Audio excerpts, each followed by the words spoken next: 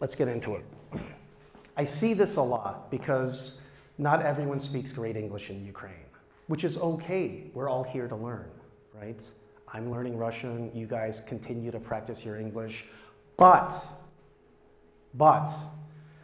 there is this myth that a lot of Ukrainian, Russian, foreign people, foreign to me, because I'm a foreigner here, have, which is if I keep just talking in English, you'll be impressed.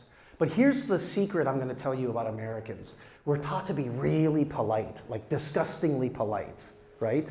And fake happy. You guys think we're fake happy and fake positive and fake smiling, but we're also taught to just nod and be polite.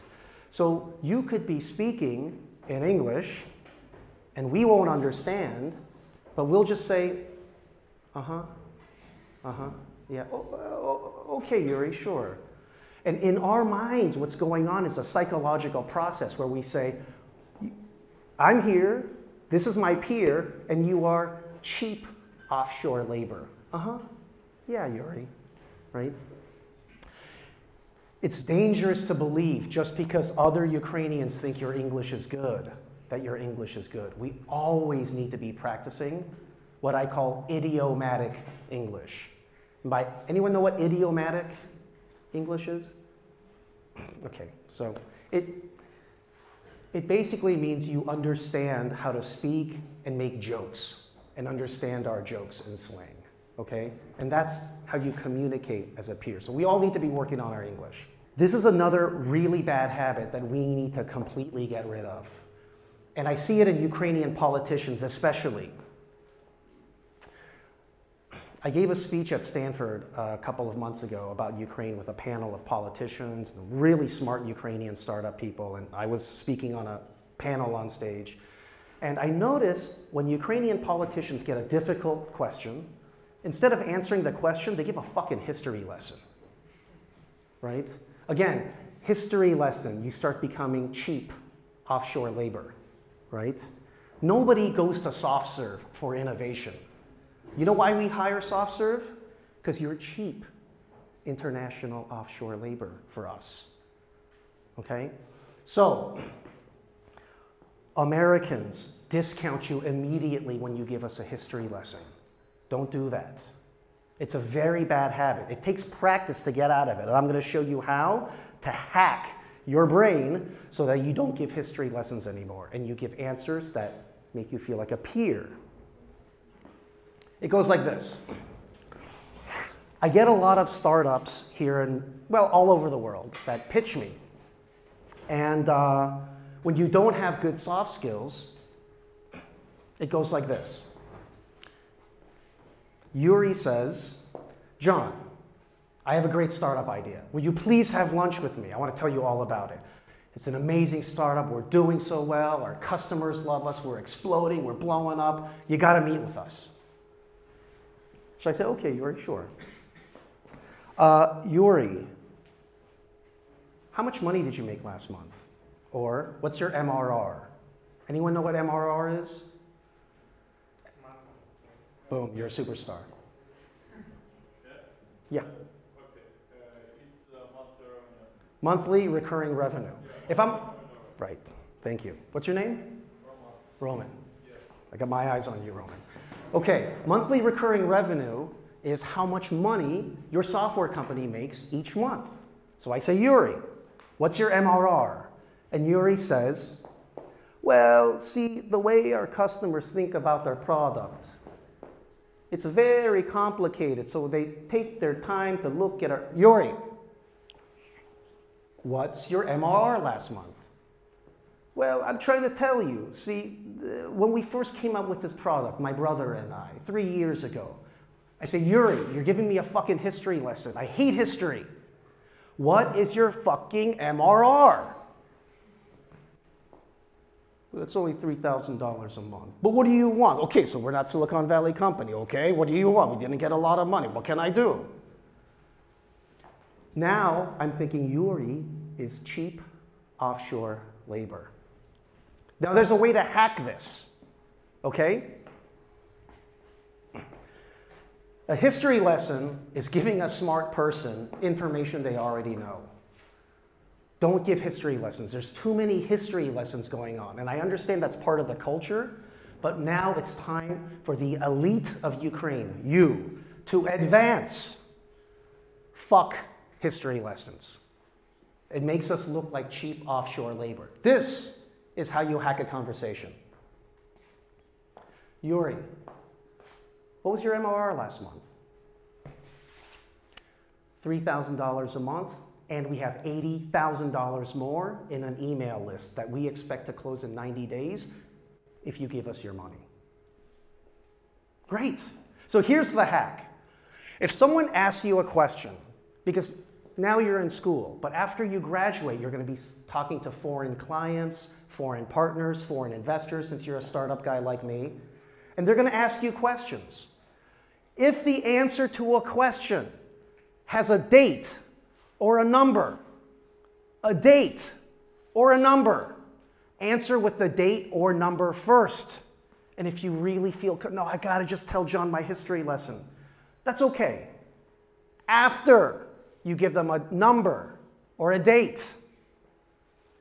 I know it sounds simple, but I have too many history lessons here in Ukraine, and people can't answer a straight question with a number or a date.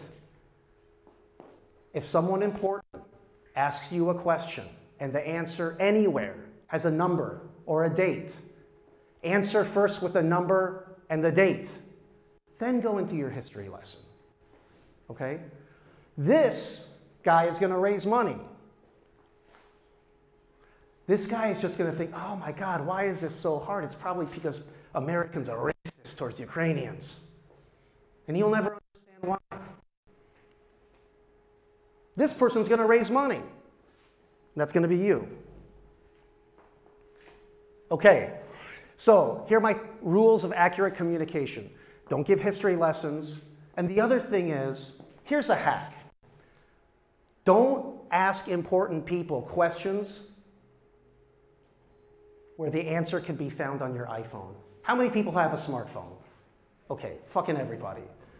If you can find an answer to a question on your phone, don't ask an important executive this question. Too many times I get questions and I'm like, you can find the answer yourself. I want to tell you a secret about rich people. The most important thing to people with money isn't more money, it's time. Because we're old and we realize we're going to die one day. Okay? Don't waste their time by asking a question whose answer you can find on your Android phone. Answer with a number or a date. Tell the truth, even if it's going to hurt you. I find a lot of times when people don't want to tell me the truth, what do? They give me a history lesson.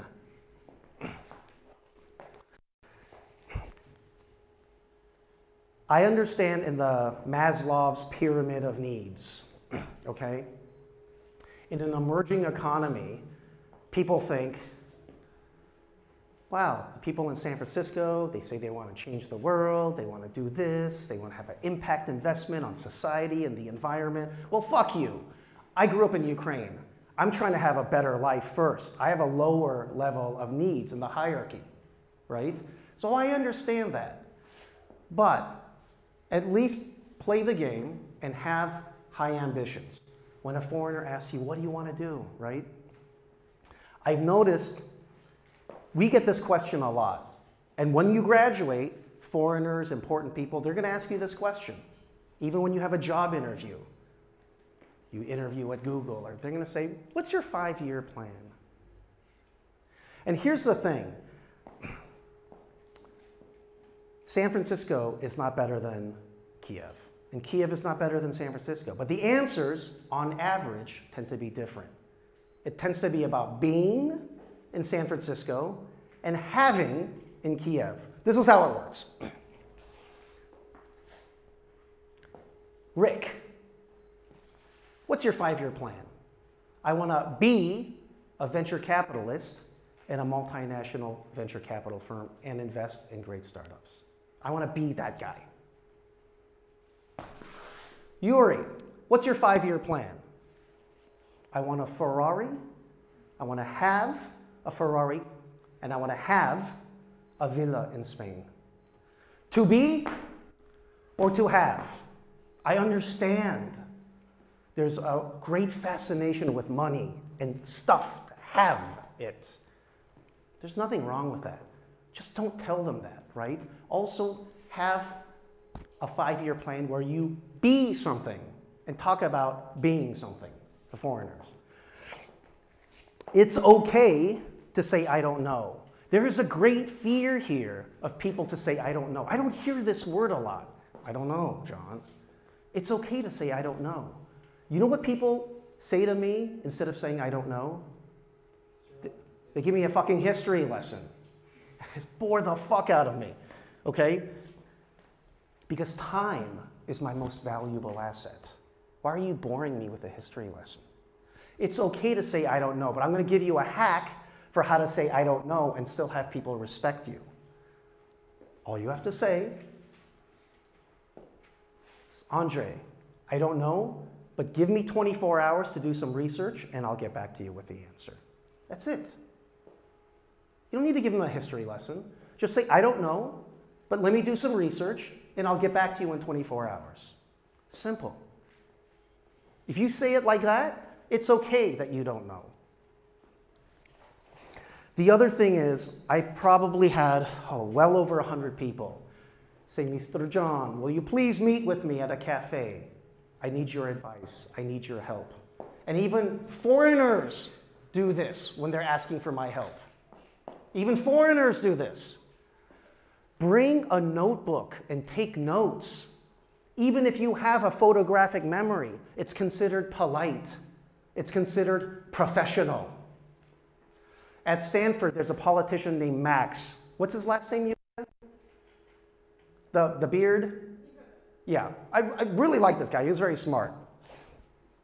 And he said something that I thought, wow, he's just so smart and right about this. He said, I am sick and tired of foreigners saying Ukraine's biggest problem is corruption. Our biggest problem isn't corruption. Our biggest problem is lack of professionalism. Because no one taught you guys how to be professional. So you are instead cheap offshore labor. That's why a lot of you, unfortunately, will end up working at a big outsourcing company as cheap offshore labor. Buy a notebook. Costs 100 hryvnias. Take notes. The other thing I get too, and I call this the fine forget it part of, I think, Eastern European culture. How many know what Dropbox is? Dropbox. Hugely successful storage company. A lot of you use it, right? Awesome company, awesome product. I was in San Francisco, and I heard Drew Houston say, he's the CEO and founder of Dropbox, co-founder. He said, I got rejected 49 times from VCs. 49 times. The 50th person said yes, right? I see way too much giving up after someone says no the first, second, or third time. And the attitude is, do you want to invest in my startup? No, it's not for me. Fine, forget it. The fine, forget it mentality is terrible when successful people know the secret is enduring 49 no's because the 50th person says yes. My first startup, you know what people told me when they told me no? They said, no, John, Cisco is going to destroy you. No, John, your competitors have way more money than you. No, John, you don't have any experience as a startup founder. No, John, you're not a great coder. There's 3.6 billion reasons why they were all wrong. And they were all really smart people from Harvard and Stanford. Who cares? They were all fucking wrong. 49 no's to get to the 50th yes. That's the secret, is enduring the 49 no's, right? This fine, forget it attitude. Fuck that. And I see this even in my friends, Ukraine, San Francisco, all over, right? We're at hangover. My friend's looking at this girl, and I say, why don't you go over and talk to her? Why not? She has a boyfriend. How do you know she has a boyfriend? She just looks like she has a boyfriend, right? You have to get to 49 no's to get to the 50th yes, right? And that's easy to do. That just takes courage. You don't have to have 150 IQ and go to KPI. Endure 49 no's to get to the 50th yes. The other thing is, if you probably don't do a lot of Zoom or video conference meetings now, but when you graduate or you get internships, you will. Don't have like dirty laundry and things in the background. I see this way too much. You know, people have a headset, they're at a loud cafe, or they're at home and there's, you know, their underwear drying behind them, right? Just really try to have a professional background, okay? And again, we always want to be practicing our English. The only language more important than JavaScript or Python is English, okay? Or as the Asians say, English, right? All right, I'm kidding, I'm Asian, I can make that joke.